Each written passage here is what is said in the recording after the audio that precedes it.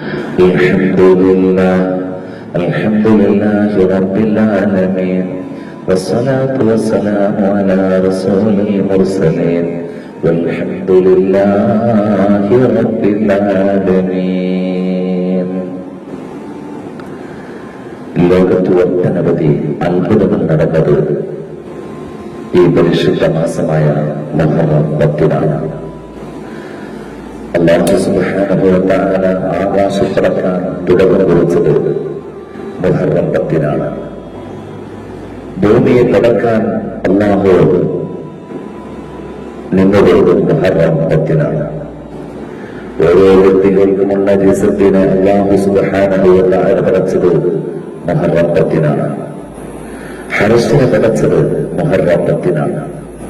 ഭൂമിയിൽ ആദ്യമായി മഴ വന്നത് മുഹറം 10-നാണ്. ആദ്യമായി മഴയെ സൃഷ്ടിച്ചത് അല്ലാഹു മുഹറം 10-നാണ്. സ്വർഗ്ഗത്തെ പടച്ചത് അല്ലാഹു മുഹറം 10-നാണ്. നബി അലൈഹിസ്സലാത്തു വസ്സലാമിന്റെ തൗബ സ്വീകരിച്ചത് മുഹറം 10-നാണ്. യാക്കൂബ് നബി അലൈഹിസ്സലാത്തു വസ്സലാമിന്റെ കാഴ്ച ശക്തി തിരിച്ചു കിട്ടിയത് മുഹറം 10-നാണ്.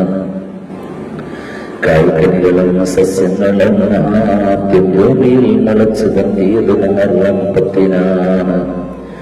യൂസുഫ് നബി അലൈഹിസ്സലാത്തു വസ്സലാമിനെ ജയിലിൽ നിന്നും മോചിച്ചത് മുഹറം 10-നാണ്. മഹാനായ ഇദ്രീസ് നബി അലൈഹിസ്സലാത്തു വസ്സലാമിന് വലിയ സ്ഥാനത്തെത്താൻ കഴിഞ്ഞത് മുഹറം 10-നാണ്.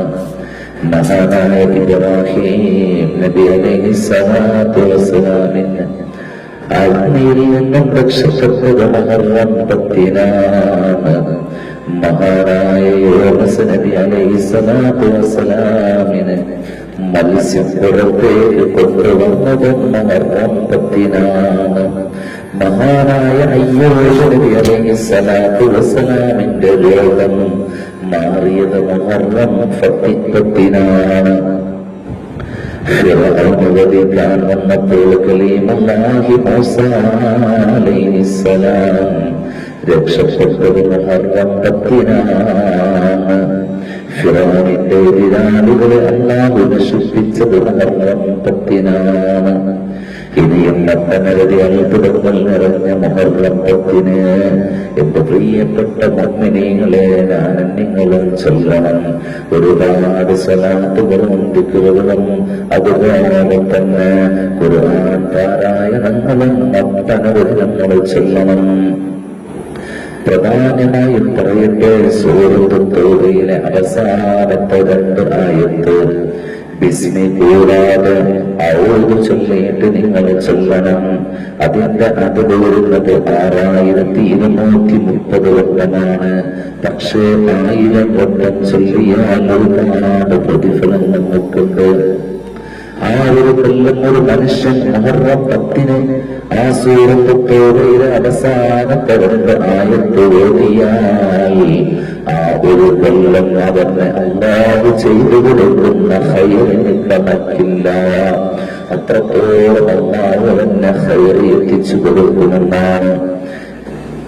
അതുപോലെ തന്നെ ലാ ഇലാഹ ഇല്ലാ അൻത സുബ്ഹാനക ഇന്നി കുൻതു മിനൽ ളാലിമീൻ.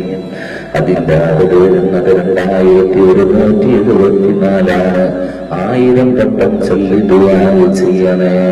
മഹാനായ യൂനുസ് നബി അലൈഹിസ്സലാത്തു വസ്സലാം രക്ഷപ്പെട്ടത് ഈ ആയത്ത് കൊണ്ടാണ്, ഈ മന്ത്രം കൊണ്ടാണ്. അതുകൊണ്ട് ഈ മുഹറം 10-ന് വേണ്ട നന്മകൾ ചെയ്തുകൊണ്ട് നമ്മുടെ പ്രയാസങ്ങളും പ്രശ്നങ്ങളും പരിശുദ്ധനായ പടച്ച തമ്പുരാന്റെ മുന്നിൽ നമ്മളൊന്ന് പറഞ്ഞു നോക്കുക. അതിന് എന്തായാലും പരിഹാരം കിട്ടും. ഏത് പ്രശ്നങ്ങൾക്കും പരിഹാരം കാണാം.